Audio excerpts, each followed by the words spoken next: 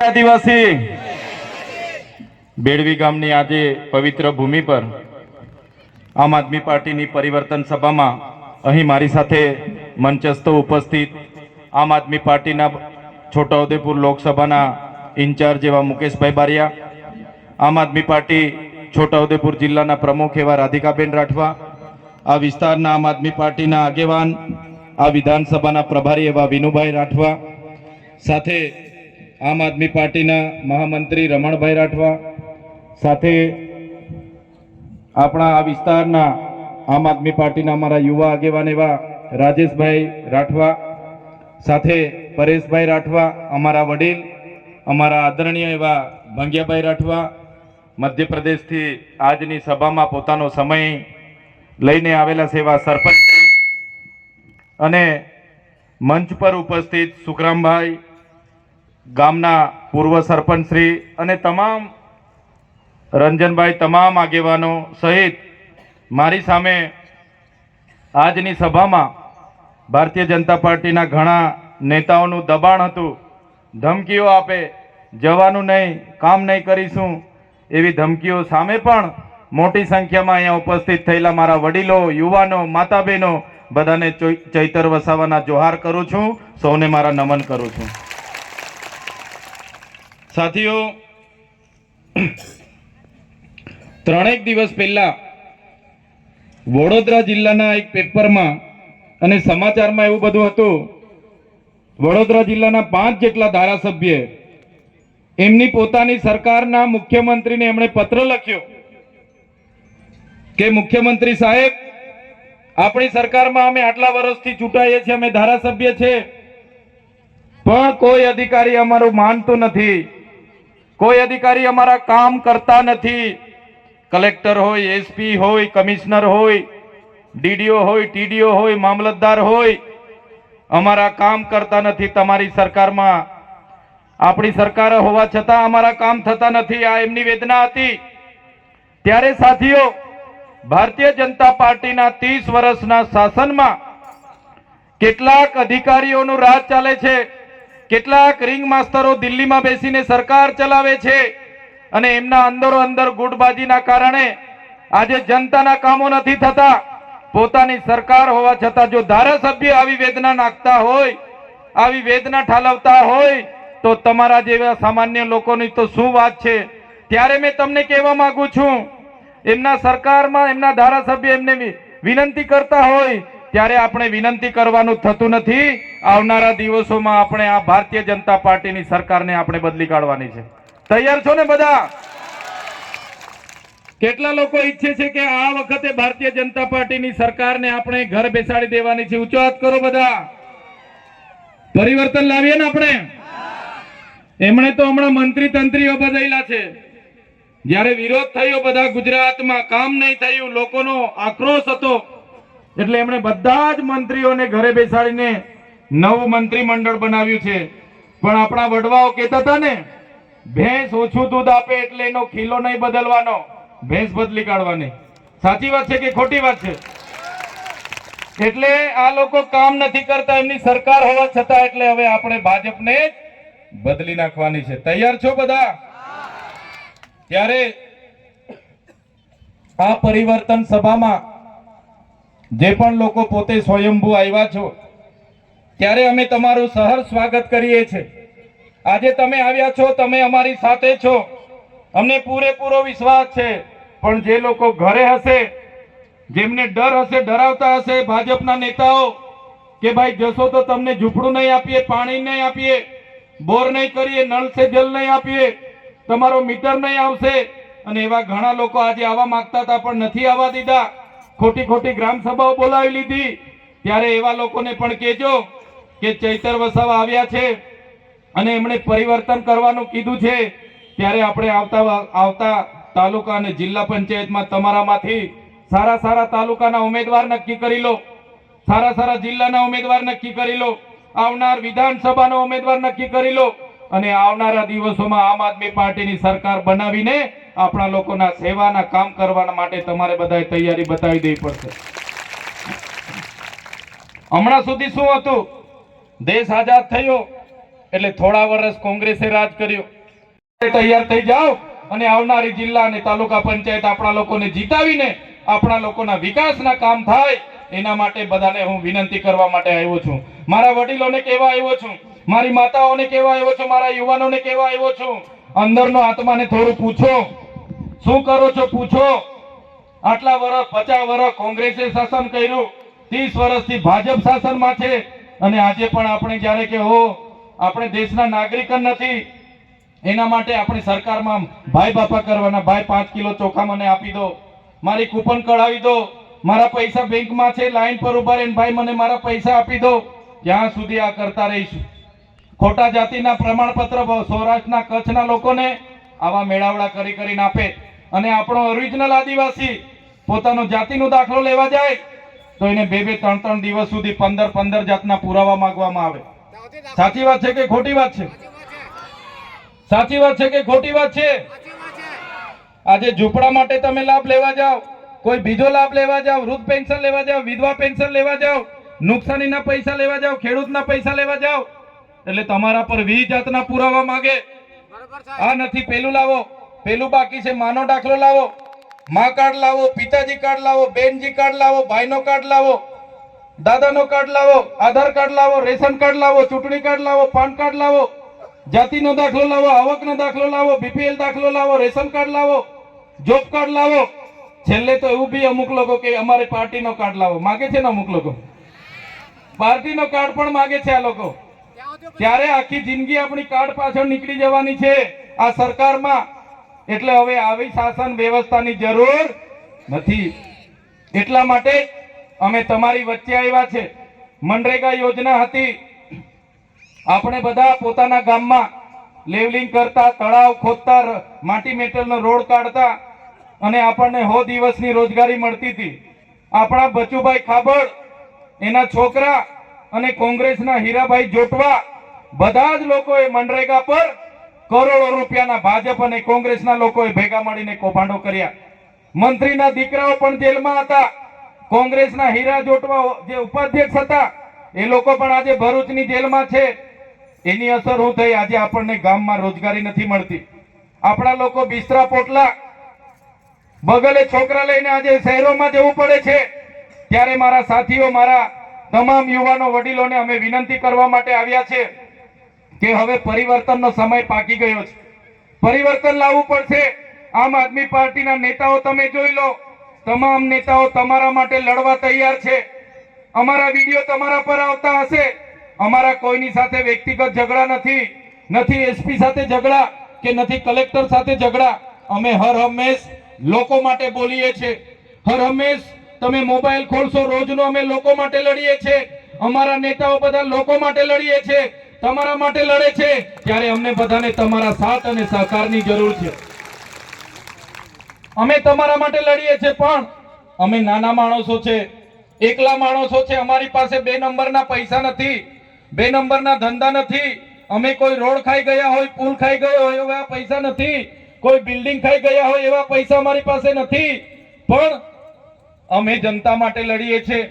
એટલે આ ભાજપના લોકો પોલીસને અમારા ઘરે મોકલે, જંગલ ખાતાને અમારા ઘરે મોકલે, અમારા ઘરે જીબી વાળાને મોકલે, રેડ પડાવે, અમને હેરાન કરે, ખોટા કેસ કરે, પછી બી અમારા પરિવારના જોખમે અમે આપણા જનતા માટે લડીએ છીએ. અમે એમનાથી ડરતા નથી, એમની જેલોથી ડરતા નથી. બસ તમારા વડીલોના આશીર્વાદ અમારી સાથે રાખજો, મારી માતાઓના આશીર્વાદ અમારી સાથે રાખજો, મારા યુવાનોનો સહકાર અમારી સાથે રાખજો. આપણા સમાજ માટે અમે તમને ખાતરી આપીએ છીએ, આપણા સમાજ માટે અમે છેલ્લા શ્વાસ સુધી લડવા માટે તૈયાર છે. આમ આદમી પાર્ટી, અરવિંદ કેજરીવાલજી, એનું સપનું હતું કે આદિવાસી વિસ્તારોમાં મફત શિક્ષણ મળે, મફત આરોગ્યની તમામ સુવિધાઓ મળે, મફત વીજળી મળે, મફત પાણી મળે. આપણા વિસ્તારમાં અનુસૂચિ 5 લાગુ થાય, પૈસા 1 લાગુ થાય અને આપણા વિસ્તારના લોકોને આપણા ગામમાં રોજગારી મળે. આપણી 73 એની જમીનો સચવાય. જે લોકોના જંગલ ખાતાના વન અધિકાર અધિનિયમ પેન્ડિંગ છે એવા લોકોને પણ સનતો મળે, એવા લોકોને પણ ખેતરમાં વીજળી મળે, એવા લોકોને પણ ખેતરમાં સોલાર મળે અને જંગલની જમીનમાં પણ લેવલિંગ થાય. પાળા બંધાય અને સિંચાઈની સુવિધા થાય એ સપના અરવિંદ કેજરીવાલ જુએ છે. એ સપના ચૈતર વસાવા જુએ છે કે અમારો જંગલ ખાતામાં પણ અમારા લોકો લેવલિંગ ગામમાં રોજગારી મળે, પીવાનું પાણી મળે, ખેતરમાં સિંચાઈ મળે, સિંચાઈના પાણી મળે. પણ આ સરકારે આટલા 5 કામ પણ આપણા માટે 30 વર્ષમાં કર્યા નથી. જો અમારે તાલુકા જિલ્લા પંચાયતો બનશે, જો અમારી 2027માં આમ આદમી પાર્ટીની સરકાર બનશે તો આ 5 મુદ્દાઓમાં આમ આદમી પાર્ટી પહેલું કામ કરશે, એની હું ખાતરી આપું છું તમને. ત્યારે સાથીઓ, લડાઈ ઘણી લાંબી છે, વાતો પણ ઘણી લાંબી છે, પણ આજે હું તમને વિનંતી કરવા માટે આવ્યો છું. અમે આ ગુજરાતમાં આ ભાજપની તાનાશાહી સામે, એમની દાદાગીરી સામે, એમની ધમકીઓ સામે, એમની પોલીસની ધમકીઓ સામે, એમના કલેક્ટરની ધમકીઓ સામે અમે આપણી જનતાનો અવાજ બનીએ છીએ. આગળ કીધું એમ પોસ્ટ મેટ્રિક શિષ્યવૃત્તિ બંધ કરી હતી, એના માટે અમે લડ્યા અને પોસ્ટ મેટ્રિક શિષ્યવૃત્તિ અમે ચાલુ કરાવી. નર્મદાના વિસ્થાપિતો હોય એના માટે લડ્યા, ગઢડાના વિસ્થાપિતો હોય એના માટે લડ્યા, હાપેશ્વરના વિસ્થાપિતો હતા એના માટે લડ્યા, આ વિસ્તારના આદિવાસીઓના જાતિના પ્રમાણપત્ર માટે લડ્યા અને તમામ મુદ્દે લડીએ છીએ. ત્યારે આજે સરકારને ગમતું નથી, અમને પણ ડરાવે છે, ધમકાવે છે, જેલોમાં નાખવાની ધમકીઓ આપે છે. ત્યારે આજે તમને કહેવા માટે આવ્યા છે કે અમારા લોકોને બધાને તમારો સહકાર જોઈએ છે, સાથ જોઈએ છે. બસ અમને તમે સહકાર આપતા રહેજો, તમારો ભાવ, તમારો પ્રેમ અમને આપતા રહેજો. તમારા માટે અમે આખી જિંદગી તમારા માટે લડવા તૈયાર છે, આપણા બાળકો માટે લડવા તૈયાર છે, આપણી ભાવિ પેઢી લડવા માટે તૈયાર છે. પણ આમ આદમી પાર્ટીને તમે આવનારી તાલુકા, જિલ્લા અને આવનારી વિધાનસભામાં જીતાડીને લાવશો, એ જ વિનંતી કરવા માટે હું આવ્યો છું. હવે કોંગ્રેસની, ભાજપની શરમ અને સંબંધ છોડીને આમ આદમી પાર્ટીને જંગી બહુમતીથી વિજય બનાવજો, એ જ વિનંતી કરીને આજે અમે અહીંથી જવાના છે. ત્યારે વધારે વાત હું નથી કરતો. આજે ઘણું મોડું થયું છે, છતાં બધા જ આજુબાજુ ગામના વડીલો, યુવાનો, મુખીઓ, પટેલો, સરપંચો અને તમામ અહીં ઉપસ્થિત થયા છો. ત્યારે મોટી સંખ્યામાં મારી માતા તુલ્ય માતાઓ પણ છે, બહેનો પણ છે અને ભાઈઓ પણ છે. બધા જ લોકોનો હું ખૂબ ખૂબ આભાર માની વિનમું છું. બધાનો ખૂબ ખૂબ આભાર, ધન્યવાદ. જય આદિવાસી, જય જોહાર. ખૂબ ખૂબ આભાર ધારાસભ્ય શ્રી ચૈતરભાઈ વસાવાનો. હવે હું જમીનમાં પણ કૂવો કરીને, બોર કરીને, અમારી જંગલની જમીનમાં પણ અમારા લોકો પિયત કરતા થાય, એ સપના અમે જોઈએ છીએ. ત્યારે મારા વડીલો, મારા યુવાનોને કહેવા માંગીએ છીએ કે એકવાર અમને સહકાર આપો, તાલુકા જિલ્લા બનાવો, વિધાનસભા બનાવો. આવનારા દિવસોમાં તમારા હકની લડાઈ માટે, તમારી સુવિધાઓ માટે, તમારી સવલતો માટે આમ આદમી પાર્ટી તમારી વચ્ચે છે અને રાત દિવસ અમે એક કરી દઈશું. આ કુદરતની સાક્ષીએ, આ ભગવાનની સાક્ષીએ તમને કહેવા માંગીએ છીએ, બસ એકવાર આમ આદમી પાર્ટીને વિધાનસભામાં અને તાલુકા જિલ્લામાં લઈ આવો, તમારા માટે અમે જી જાન લગાવી દઈશું. તમે જોયું હશે, આ ભાજપના નેતાઓ તમને ડરાવે છે, ધમકાવે છે. એ જ પ્રકારે અમારા પર પણ પોલીસ મોકલીને કેસ કરે છે, અમને પણ જેલમાં લઈ જાય છે. અમારો પર પરિવાર છે, અમારા બી છોકરી છે, બૈરી છે, ઘર પરિવાર છે, છતાં અમે તમારા માટે લડીએ છીએ. અમને પણ ભાજપમાં લઈ જવા માટે ખૂબ ધમકાવવામાં આવે, ડરાવવામાં આવે, પણ અમે ભાજપમાં નથી જતા. અમે ભાજપમાં જઈએ તો આજે મંત્રી થઈ જઈએ, છતાં અમે નથી જતા. કેમ? કેમ કે અમે તમારા જેવા ગરીબ લોકોમાંથી આવીએ છીએ, એટલે ગરીબો માટે લડવા માટે રાજનીતિમાં આવ્યા છે. આ લોકો કહે છે કે ચૈતરભાઈ અહીંયા આવે છે, લોકો સ્વયંભૂ ભેગા થાય છે. ચૈતરભાઈ કઈ રીતના આવીને લોકો આટલા બધા ભેગા થાય છે? ત્યારે મેં તમને કહેવા માંગુ છું, મેં પણ તમારા જેવા સામાન્ય ઘરમાંથી આવું છું. મારા પરિવારમાં કોઈ ધારાસભ્ય નહોતું, કોઈ સાંસદ નહોતો, કોઈ સરપંચ નહોતો. એક સામાન્ય પરિવારમાં મજૂરી કરીને ભણ્યા ગણ્યા, એક વિસ્તરણ અધિકારી તરીકે સરકારી નોકરી લાગી. પછી મેં જોયું કે આ ભાજપના નેતાઓ તો અભણ છે અને આપણા લોકોની ગ્રાન્ટ બધી કોંગ્રેસ અને ભાજપ વાળા બેસી બેસીને વેચણી કરીને ઘરે જતા રહી છે. ભાષણો મોટા મોટા કરે છે પણ લોકોના કામ કરતા નથી. એટલે મેં 4.5 વર્ષ નોકરી કરી અને મેં રાજીનામું આપી દીધું. એક સામાન્ય પરિવારમાંથી મેં દુઃખ જોયું છે, મેં દુઃખ વેઠ્યું છે, મેં ગરીબી જોઈ છે, મેં ગરીબી વેઠી છે. કોઈ બેનને ઝોલીમાં લઈને જતા હોય એ બેનની મેં વેદના જોઈ છે. એ જ્યારે વેદના મેં મહેસૂસ કરું છું ત્યારે આ ભારતીય જનતા પાર્ટી કહે છે કે મંત્રી બનાવીશું. અમારા લોકોની વેદના સામે, અમારી લોકોની તકલીફો સામે તમારા મંત્રી પદ કે તમારા પૈસા, તમારા બંગલા, તમારી પ્રોપર્ટી એ અમને જોઈતી નથી. અમારા લોકોના આશીર્વાદ મળતા રહેશે ત્યાં સુધી અમે લડતા રહીશું. આજે અમારા જેવા સામાન્ય દીકરા માટે અમારા સંતો, મહંતો, અમારી માતાઓ, અમારા વડીલો અમારું ફુલાર લઈને સ્વાગત કરે, અમારા ઢોલીઓ ઢોલકા લઈને અમારી રાહ જુએ. અમે આજે 1 કલાક મોડા આવ્યા છતાં એ જ ઉત્સાહ, એ જ ઉમંગ, એ જ પ્રેમ અને એ જ ભાવ સાથે અમારું સ્વાગત અને સન્માન કર્યું. મારા માટે આ સ્વાગત અને સન્માન, મારા માટે આ તમારા આશીર્વાદ, આ તમારો સહકાર એ કરોડો અબજો રૂપિયા કરતા પણ મારા માટે બહુ મોટી વાત છે. ત્યારે અમે ગરીબ લોકો છે, અમારી પાસે 2 કરોડના મંડપ માટે પૈસા નથી. ભાજપના લોકો 7-7 કરોડની બસો મૂકે, 2-2 કરોડના સમોસા ખવડાવે, 2-2 કરોડના ચાના બિલો મૂકે, 2-2 કરોડના ડોમ બનાવે, 2-2 કરોડના સ્ટેજ બનાવે, 5-5 કરોડના સ્ટેજ બનાવે.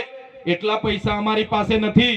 ચૂંટણીઓમાં તમને દારૂ પીવડાવવા માટે, તમને ચિકન મટન ખવડાવવા માટે, તમને સાડીઓ આપવા માટે, તમને ઘરે દરવાજા ઠોકી ઠોકીને 1000 રૂપિયા આપવા માટે અમારી પાસે પૈસા નથી. પણ આ મંચ પર બેઠેલા લોકો એવા છે, એકવાર તમે ચૂંટીને લાવશો, તમારા માટે રાતે 12 વાગે પણ પોલીસ સ્ટેશને આવીને ઊભા થઈ જશે.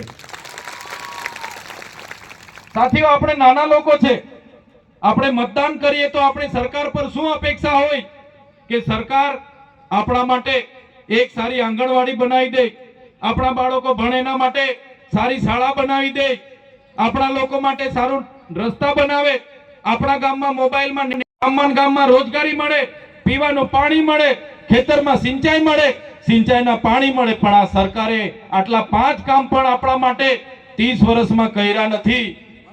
જો અમારે તાલુકા જિલ્લા પંચાયતો બનશે, જો અમારી 2027માં આમ આદમી પાર્ટીની સરકાર બનશે તો આ 5 મુદ્દાઓમાં આમ આદમી પાર્ટી પહેલું કામ કરશે, એની હું ખાતરી આપું છું તમને. ત્યારે સાથીઓ, લડાઈ ઘણી લાંબી છે, વાતો પણ ઘણી લાંબી છે, પણ આજે હું તમને વિનંતી કરવા માટે આવ્યો છું. અમે આ ગુજરાતમાં આ ભાજપની તાનાશાહી સામે, એમની દાદાગીરી સામે, એમની ધમકીઓ સામે, એમની પોલીસની ધમકીઓ સામે, એમના કલેક્ટરની ધમકીઓ સામે અમે આપણી જનતાનો અવાજ બનીએ છીએ. આગળ કીધું એમ પોસ્ટ મેટ્રિક શિષ્યવૃત્તિ બંધ કરી હતી, એના માટે અમે લડ્યા અને પોસ્ટ મેટ્રિક શિષ્યવૃત્તિ અમે ચાલુ કરાવી. નર્મદાના વિસ્થાપિતો હોય એના માટે લડ્યા, ગઢડાના વિસ્થાપિતો હોય એના માટે લડ્યા, હાપેશ્વરના વિસ્થાપિતો હતા એના માટે લડ્યા, આ વિસ્તારના આદિવાસીઓના જાતિના પ્રમાણપત્ર માટે લડ્યા અને તમામ મુદ્દે લડીએ છીએ. ત્યારે આજે સરકારને ગમતું નથી, અમને પણ ડરાવે છે, ધમકાવે છે, જેલોમાં નાખવાની ધમકીઓ આપે છે. ત્યારે આજે તમને કહેવા માટે આવ્યા છે કે અમારા લોકોને બધાને તમારો સહકાર જોઈએ છે, સાથ જોઈએ છે. બસ અમને તમે સહકાર આપતા રહેજો, તમારો ભાવ, તમારો પ્રેમ અમને આપતા રહેજો. તમારા માટે અમે આખી જિંદગી તમારા માટે લડવા તૈયાર છે, આપણા બાળકો માટે લડવા તૈયાર છે, આપણી ભાવિ પેઢી લડવા માટે તૈયાર છે. પણ આમ આદમી પાર્ટીને તમે આવનારી તાલુકા, જિલ્લા અને આવનારી વિધાનસભામાં જીતાડીને લાવશો, એ જ વિનંતી કરવા માટે હું આવ્યો છું. હવે કોંગ્રેસની, ભાજપની શરમ અને સંબંધ છોડીને આમ આદમી પાર્ટીને જંગી બહુમતીથી વિજય બનાવજો, એ જ વિનંતી કરીને આજે અમે અહીંથી જવાના છે. ત્યારે વધારે વાત હું નથી કરતો. આજે ઘણું મોડું થયું છે, છતાં બધા જ આજુબાજુ ગામના વડીલો, યુવાનો, મુખીઓ, પટેલો, સરપંચો અને તમામ અહીં ઉપસ્થિત થયા છો. ત્યારે મોટી સંખ્યામાં મારી માતા તુલ્ય માતાઓ પણ છે, બહેનો પણ છે અને ભાઈઓ પણ છે. બધા જ લોકોનો હું ખૂબ ખૂબ આભાર માની વિનમું છું. બધાનો ખૂબ ખૂબ આભાર, ધન્યવાદ. જય આદિવાસી, જય જોહાર. ખૂબ ખૂબ આભાર ધારાસભ્ય શ્રી ચૈતરભાઈ વસાવાનો. હવે હું